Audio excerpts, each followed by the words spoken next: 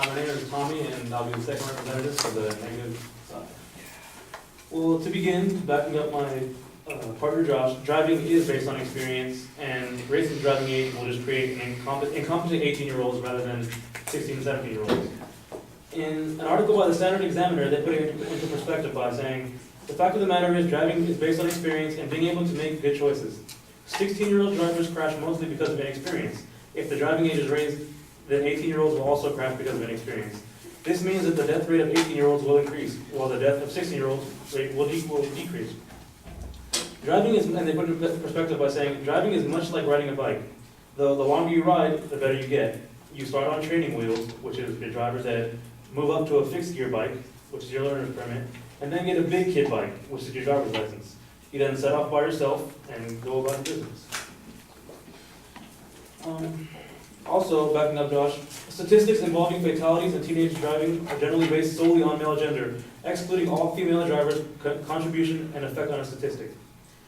In an article titled Female vs. Male Drivers by carsinsured.net, they say, why is this true? That question is for the psychologists. Perhaps young men attempt daredevil stunts to impress their peers more often than females. Is there an emotional immaturity fueling a feeling of immortality that manifests in reckless driving and ultimately a high rate of accidents? Maybe there is a learning curve for men in driving that is slightly sharper than for women. The world may never know. What remains is the fact that insurance companies do not care why, they just know what is and they create rates accordingly. Saying that yes, their insurance companies are going to do whatever they can to make the stats higher to benefit them.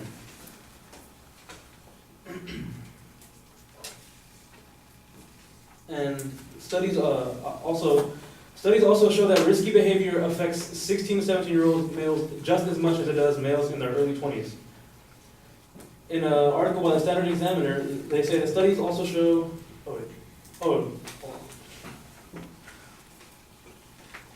It says that by people starting when they're 16, they get an earlier start, and eventually they realize how serious it is, which will then have them better off in the long run because they've been driving for longer.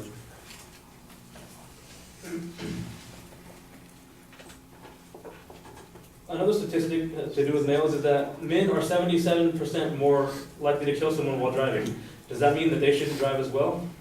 If our statistics for 16 and 17-year-olds are so overwhelming, does that mean we should just ban men because 77% is a pretty high statistic?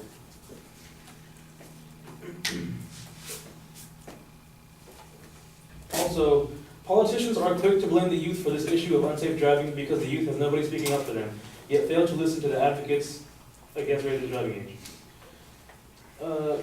In a quote by USA Today, the article says, although the group does not lobby, we do advocate indirectly.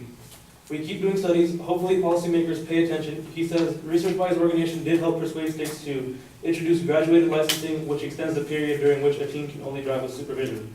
And Illinois actually did this and saw a 47% reduction in their fatality rate.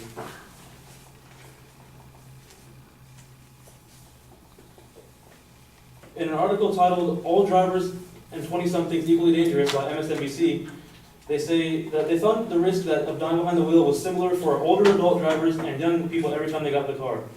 13 in 100 million driving trips ended in fatality among those under 29 years of age, compared to 14 in 100 million trips for people over 70. There has been a shift in recent years in both the United Kingdom and the United States toward more demanding license renewal processes for older adults, who are often assumed to be more dangerous on the road than younger drivers due to reduced eyesight and cognitive abilities. So if we raise the driving age, does that mean we should have a maximum driving age as well? Yeah, that's it. Thank you.